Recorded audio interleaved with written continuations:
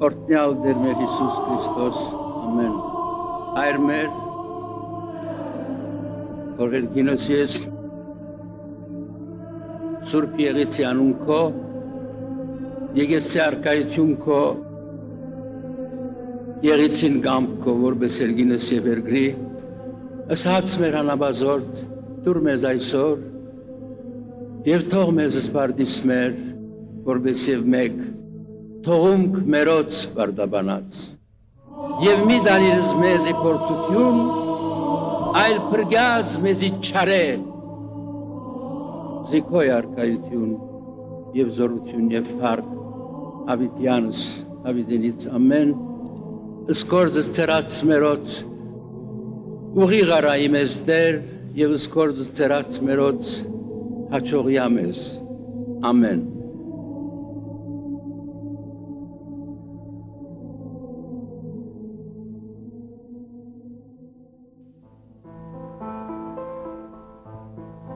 Իմ մանկության դառն հուշեր ու ես ձեր մեջ որբ տղա, բայց ահա խոր մի գիշեր, որ փանոցից ես փախա։ Այս ամենից հետո, արդեն 30-ական թվականներին Հովհաննես Շիրազն անցել էր կյանքի համալսարաններով, փորձել էր արհեստ սովորել, ինչպես մայրն էր հորդորել։ Արհեստ սովորիր, մի լինիր նազուկ, արհեստն է մարդուն, որ ստեբի լազուկ։ Ահա որ այս հորդորն է, որ դարձրել է նրան մեր դարբնի աշակերտ, մեր ջուլհակի աշակերտ, մեր ժամագործի աշակերտ, տարբեր արհեստագործների աշակերտելով այնուամենայնիվ Հովհաննես Շիրազը հասկացել է, որ իր կոչումը բանաստեղծ լինելն է։ Մեկից մի սոխ, մեկից մի հաց գողանում, գնում էին կարպաչայը լողանում, Սոված, ծարավ, բոգոտ նգնում սարուցոր, շրջում էինք անգիտությամբ բախտավոր, աշխարհն ասես սարի ետև վերջանում, իջնող արևն իրեն հետ էր մեզ տանում, չգիտեինք ով էր ժպտում, ով լալիս, ով էր մեզ հաց, ով մեր աչքին լաց տալիս, չգիտեինք թե ում կուրծքն էր զարտարում, ծնծաղիկը, որ մենք էինք միշտ բերում, չգիտեինք աշխարհն ինչ էր, մարդն ինչ էր, մենք դարդի մեջ չգիտեինք դարդն ինչ էր, ախ դերմանուկ մենք ծերացած գլխիկոր, շրջում էինք անգիտությամբ բախտավոր։ Ունեցել է դառն ու տխուր մանկություն։ Պարզ է, որ Գյումրին այն ժամանակ հայտնի էր նաև Որբաքաղաք անունով, որտեղ տասնյակ հազարավոր որբեր կային այս քաղաքում արևմտահայ գաղթական։ Ամերիկյան որբանոցը, որ Ամերիկոմի որբանոց էր կոչվում, այստեղ է հաճախել նաև փոքրիկ Հովհաննեսը եւ այս բոլոր դրվագները գրեթե բացարձակ ճշգրտությամբ արտացոլված են Շիրազի բանաստեղծություններում իմ ընկեր Լորիկը վերնագրով պոեմում գտա բանաստեղծության մեջ եւ այս տխուր ու դառն մանկության որբանոցային կյանքի մասին գրած բանաստեղծությունները, որոնք պարզ է, որ այդ օրերին չեն գրվել են հետագայում իբրև վերհուշ։ Երբ ես էլ մի թուղ պատանի դարձա, մայրս ինձ ասաց արհեստի գնա, արհեստ սովորիր, մի լինիր նազուկ, արհեստն է մարդուն ոսկե բիլազուկ։ Ախ, ինչ իմանար մայրս այն օրին, եւ ինչ գիտենար իմ միտքը մանուկ, որ թեր օրոցքում իմ սրտի թևին բախտը կաբել էր ոսկե բիլազուկ։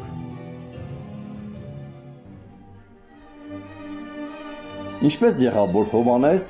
կամ Օնիկ Կարապետյանը դարձավ Հովհաննես Շիրազ։ Գյումրին այն ժամանակների Լենինականը մի տեսակ տուգանային քաղաք էր, խորհրդային իշխանության համար անհուսալի, անցանկալի տարրերը պետք է ապրեին մայրաքաղաքից հեռու։ Այս պատճառով Լենինականը դարձել էր այդ տեսակ կասկածելի գրողների ապաստարան։ Այստեղ էր Իրանից եկած Գեղամ Սարյանը, այստեղ էր արդեն նշանավոր Ատրպետը, այստեղ էին խորհրդային իրականության համար կասկածելի, վտանգ ներկայացնող գրողներ, եւ հենց այսպիսի մտավորականության շրջանակներում էլ Օնիկ Կարապետյանը ձևավորվում էր որպես բանաստեղծ։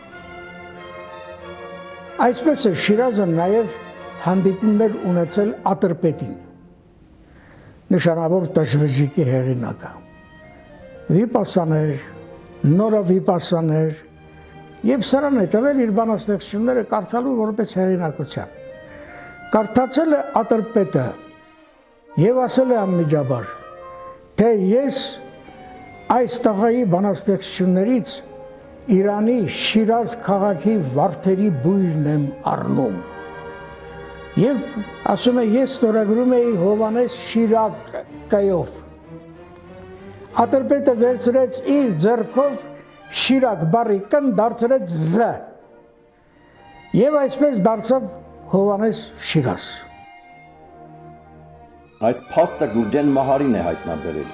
Իր հոդվածներից մեկում Մահարին գրել է, թե երջանկահիշատակ Հակոբ Օշականը 1000 տողանոց այս պոեմի մասին գրել է նախ վերնագիրը, 1000 տող, 1000 վարդ, 1000 գոհար։ Իր խոսքերի մեջ ժլատ Հակոբ Օշականը հանկարծ Սիամանթո եւ Խեջեզարե պոեմի մասին այսպիսի վերնագրով հոդված է տպագրում հերիք չէ, վերջում էլ գրել է. Օրմը, երբ արևելահայ գեղջուկ պարզությունը եւ արևմտահայ շքեղ պատկերավորությունը իրարու միանան, իրականացնողը այս տղան պիտի ըլլա։ Ու տեսեք Հովանես Շիրազ բանաստեղծի գրական ապագայի ինչպիսի կանխատեսում։ Երազիս մեջ դուրը զարգին։ Ով է, ասի ներսից ես։ Դրսից ինչ-որ պարավ մեկին ասաց, մատաղ լինեմ քեզ, մի կտոր հաց ողորմացիր, աղքատ կինեմ, որ փանդեր, ու ես դուրս իսկույն բացի, հրաշք, մեռած մայրիկս էր, սարսափեցի, բայց գիրկն ընկա,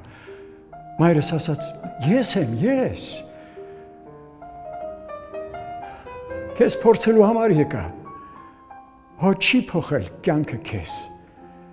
մուրացկանի տեսքով եկա, որ Աստված էլ իմանա, տեղն է խիղճդ, որդիս, թե ինձ հետ է մեռել նա, տեղն է մայրդ, հայոց լեզուն, միակ խիղճդ մայրենի, ով չի հայոց լեզով խոսում, նա ողջ ազգը կսպանի։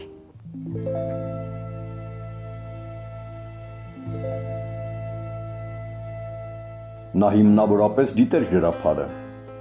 նա Գրիգոր Նարեկացին գիտեր գրաբարով, նա Արիստատես Լաստիվերցու պատմությունը գրաբարով էր յուրացրել, նույնիսկ թոնրակեցիները պոեմում Լաստիվերցու պատմության մի ամբողջական գրաբար հատված Շիրազի կողմից չափածո է վերադարձված։ Երբ ես խմբագրում էի Հայաստանի եւ հարակից շրջանների տեղանունների բառարանը, այդ բառարանի հեղինակները 3 պրոֆեսոր էին. Թադևոս Հակոբյանը, աշխարհագետ պատմաբան, Ստեփան Մելիք-Բախշյանը, պատմաբան հայոց պատմության մասնագետ, եւ Հովանես Բարսեղյանը, հայոց լեզվի պատմության լավագույն մասնագետներից մեկը։ Այս 3-ով 30 տարի շարունակ ստեղծել էին այդ բառարանը։ Պարզ է, որ բառարանի առանձին հատվածներ, բառահոդվածներ գրել էին տարբեր մարդիկ, 3-ով։ Այդ 3-ի գրածը միանման չի լինում։ Երբեք չեն կարող միանման գրել։ Այդ խմբագիրը պիտի միօրինականացնել, այսինքն ես պիտի անեի դա։ Հիմա մի օր Թաթիկ Հակոբյանը կանչում է ինձ, ասում է Սամվել, արի քեզ հետ զրույց ունեմ։ Ինչ։ Լսի, ասում է, Հովանես Շիրազը որտեղից այդքան գրաբար գիտի։ Որտեղից այդպես գիտի հայոց պատմություն։ Ասի ինչ է եղել Ընկեր Հակոբյան։ Ասաց ես այս Սելջուկ անվանում էր կատակով Մելիք-Բախշյանին, որովհետև սեխի նման գլուխ ուներ, ասում էր Սելջուկի գլուխը։ Անունը Սելջուկ էր դրել։ Հովանես Բարսեղյանն էլ, քանի որ բռնգում բնավորություն ուներ եւ իր խոսքը շատ հաճախ բորբոքուն էր լինում, անունը դրել էր Լաչար։ Հիմա ասում է, ես ասում եմ, այս Լաչարը եւ այս Սելջուկը զրուցելով գնում ենք այն օղակաձև զբոսայգի մոտ, շախմատի տան մոտերքա, դեմներս դուրս եկավ Հովհաննես Շիրազը։ Ասաց բարև ձեզ, գիտնականիկներ, էդ ինչ կվիճեք։ Ասում ես լաչարը շուռ եկավ ասաց, այդ քո խելքի բանը չի։ Գրակ պոեմներ դու բանաստեղծություններ այդ գրի, մենք գիտությամբ ենք զբաղվում։ Ասում ես զգացում որ Հովհաննես Բարձրյանը շատ կոպիտ բան արեց։ Վիրավորական խոսք ասաց Շիրազին, նա էլ ասում է նեղվեց, որոշակի նեղվեց, տեսակ, ես ասում է ուզեցի իրավիճակը փոխել։ Ասի դե Շիրազ ջան, մենք երեքով, որպեսզի ցույց տամ, մենք երեքով ենք աշխատում, կոլեկտիվ աշխատանք է, ստեղծում ենք կարևոր մեր ժողովրդի համար անհրաժեշտ բառարան, Հայաստանի եւ հարակից շրջանների աշխարհագրական տեղանունների բառարան։ Վիճում էինք, թե խորենացին այսինչ տեղանունը իր աշխատության որ մասում է գործածել, ինչ առիթով եւ ինչպես։ Ասաց խորենացի, որ տեղանունը, այսինչ տեղանունը։ Մտածեց, ասեց նայ։ Խորենացու այդ տեղանունը հիշատակվում է նրա պատմության այսինչ գլուխներում։ Կարող եմ նույնիսկ ասել, որ էջերում։ Հետո ասում է խորենացին այսինչ հատվածում այսպես է գրել ու սկսեց գրափար արտասանել խորենացու պատմության այն հատվածը, որտեղ այդ բառը գործածված է տեղանունը։ Հետո էլ ասաց, թե բանում Մալխասյանի թարգմանության մեջ 1913 թվականին խորենացու թարգմանության մեջ այսպիսի նրբերանգներ կորել են ու արտասանեց Մալխասյանի թարգմանության հատվածը։ Եվ ասաց դե նայեք տեսեք, թե ինչ նրբերանգ իմաստային ինչ նրբերանգներ են կորել։ Ասում է երբ Շիրազը գնաց, մենք երեքով իրար նայեցինք, ասենք, մենք մեզ գիտնականի տեղ ենք դրել, սրանով խելար բանաստեղծի։ Հիմա գիտնականը նայե, թե մենք այդ բացները չգիտեինք։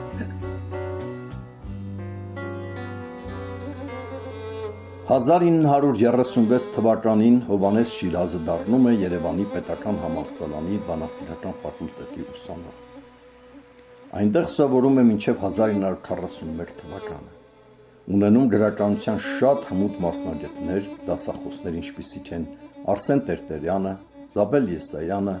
Վահան Թոթովենցը, Հրաչյա Աճարյանը։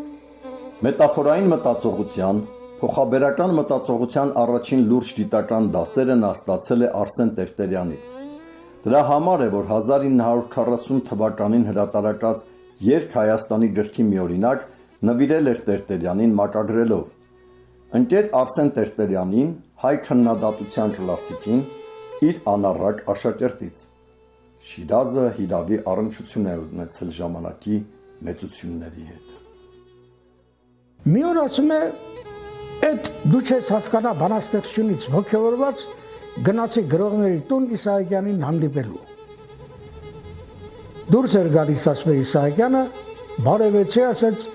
ինչ կա, խելար, ինչի ես եկել։ Նրանց միջև ձևավորվել էր հոր եւ որդու հարազատ մտերմություն։ Ասեցի, հրաշալի բանաստեղծություն է, չեմ տեսնում շքեղ վարդերը կառնան, վշտից խավարեց գոհարն աչքերից, ծանրացավ աշխարհն ուսերիս վրա, զուր ես հարցնում պատճառը վշտից։ Ես զավակ ճնշված ու դժբախտ ազգի, սրտիս արյունով մեծ վիշտ եմ գրում, վերքը անսահման իմ հայրենիքի, իմ վյուր խոցոտված սրտում եմ կրում, թրջել, սավառնել, ճախրել եմ ուզում, բայց շղթան ամուր գամել է գետնին, կուր լուծը ազգիս ու սերս է փշրում, դու չես հասնելու իմ անապ վշտին, տիեզերական զայրույթով, թույնով, արդ ես ինքս ինձ խայթում եմ ահա, թող կորչեմ անհուշ եւ անհիշատակ, իմ խորունկ վիշտը դու չես հասկանա։ Շիրազը բացատրում էր, ասում էր, ես հասկացա, որ սա գրված է ոչ թե Իսահակյանի, այլ առասարակ հայ բանաստեղծի մասին, ժողովուրդ բանաստեղծ հարաբերության մասին։ Ես ինձ բռնեցի մի վիճակի մեջ, որ ես էլ եմ ճիշտ ու ճիշտ այդ նույն կարգավիճակում։ Ես էլ ասում եմ, ուզում եմ թրջել, ճախրել, ցավառնել, բայց կուր լուծը ազգիս գամել է գետնին, շղթան ինձ գամել է, չի թողնում, որ ես սավառնեմ։ Գովեցի Իսահակյանի մոտ այդ բանաստեղծությունը, նա ինձ ասաց, խելար, գնա նարեկ կարդա։ Այսինքն տեսեք, առաջին լուրջ հուշումը, գնա նարեկ կարդա, որ հասկանաս բանաստեղծությունն ինչ է։ Ասեցի, բայց ես գրաբար չդեմ, ինչ նարեկացի կարդամ։ Ասաց, ես Հրաչիկին կխնդրեմ, որ քեզ գրաբար սովորեցնի այնպես, որ դու նարեկ կարդաս ու հասկանաս։ Երբ որ կկարդաս ու կհասկանաս, կգաս կզրուցենք։ Հրաչիկն էլ պարզվում է Հրաչյա Աճարյանն է։ Աճարյանն ասում է մի օր եկավ դասի, ասեց, ով է Հովհաննես Շիրազը, ասեցի, ես եմ։ Հա, դու ես Օնիկ։ Հա, ես քեզ լավ եմ հիշում, դու իմ դասախոսություններին հաճախում ես եւ իմ դասախոսությունները լրիվ գրում ես, բայց Շիրազն ասում է ինձ է ասում։ Ինքը չի դեր, որ ես իր դասախոսությունների ժամանակ իմ բանաստեղծությունները կգրեմ։ Ասում ինքը Աճարյանն էլ էր բանաստեղծություններ գրում։ Իրեն ասացի ինքեր Աճարյան, դուք եք բանաստեղծություններ գրել։ Այս մեկը հատկապես լավն է ասեմ, հիշեք, Աճարյանի բանաստեղծությունն է, որ ես հիշում եմ Շիրազի փոխանցմամբ։ Գոհար անունով մի կին է եղել, որին համակրել է Աճարյանը կամ սիրել է, Աստված գիտի։ Աճարյանը բանաստեղծություն է ծունել։ Գոհարին տեսա այսօր, ինքն էլ անուշ մի գոհար։ Այս պատկերը Շիրազը հիշում էր ու կրկնում էր ամեն առիթով։ Հիմա երբ որ գրաբար յուրացնում է այնքան, որ հասկանում է նարեկը, ասում են նորից գնացի Իսահակյանի մոտ։ Հանդիպեցի, էլի դուրս էր գալիս գրողների տնից, ասացի ոչ քո Իսահակյանդ, ոչ քո Թումանյանդ, ոչ քո Չարենցդ, ոչ քո այդքան շատ սիրած Շիրազդ, հեչ մեկը դել բանաստեղծ չեք։ Ասում է Իսահակյանը գլուխը տմտմբացրեց, տարավ բերեց, ասում է խորհրդավորությամբ ասաց, խելար, չեղնին նարեկ ես կարդցե։ Ասացի, հբա։ Ինքն էլ ասաց, հբա։ Հիմա հարգելի ունկնդիրը, դիտալսողը կհասկանա հբայի երկու հնչերանքները, այդ եղանակավորող բառը, որով վերաբերմունք է արտահայտվում, տեսեք, մեկը հաստատական, մեկը զարմացական, մեկը հիացական։ Ես ասում եմ հաստատեցի, որ հբա նարեկ եմ կարդացել, հպարտությամբ ասացի, ինքն էլ ասում է նարեկի իրական մեծությունը հաստատելու համար ասաց հբա։ Շիրազի հայոց դանթեականը պոեմը հայության ներկայի եւ ապագայի ծրագիրն էր նաեւ, հենված անցյալի վրա։ Հակոբ Պարոնյանն իր երգծաբանական բառարանում պատմություն բառն այսպես է բացատրել. Ետևդ նա է, որ արջևդ տեսնես։ Առավել ընկալելի չես ասի։ Հայոց դանթեականը գրելով Շիրազը հայությանը հուշում էր, թե ինչ պիտի անի հիմա։ Դեռ այն ժամանակ նա պատահական չէր գրում։ Հայ կոտորածներն ով մտքից հանի, նա է թշնամին նոր Հայաստանի։ Շիրազը Հայաստանի բոլոր ժամանակների բոլոր քաղաքագետներին եւ դիվանագետներին հուշել է, հորդորել։ Թուրքն հայի առնից ձեռքերը հանում, Աստծո արցունքի մեջ է լվանում, սրբում սրբիչով ազգերի տված, ցնծում լռությամբ նրանց անաստված։ Սա Շիրազն ասել է իր ժամանակին, ինչը տեսնում ենք այսօր։ Շիրազն ստեղծել է հանճարեղ պատկերներ։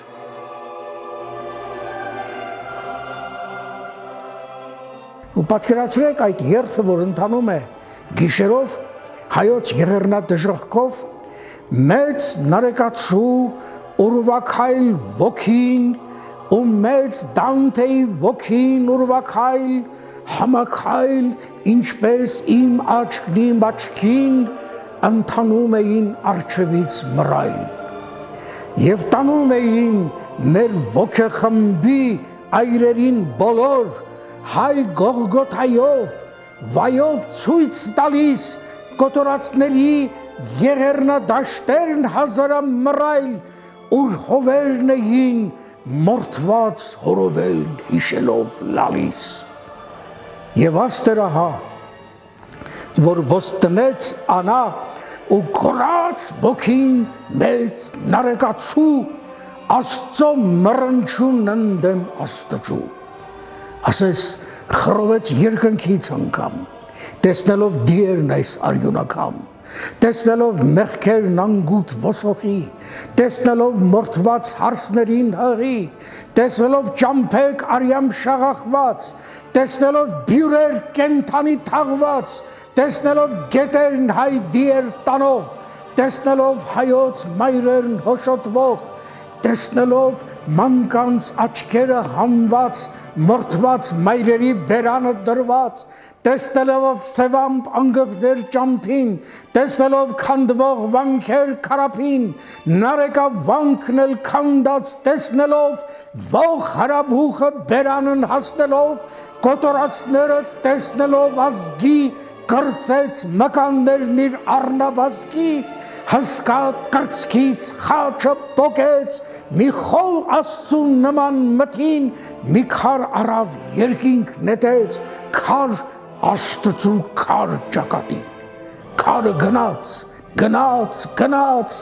մեր ոգեղունդ նապշած մնաց, քարը գնաց, գնում է դեռ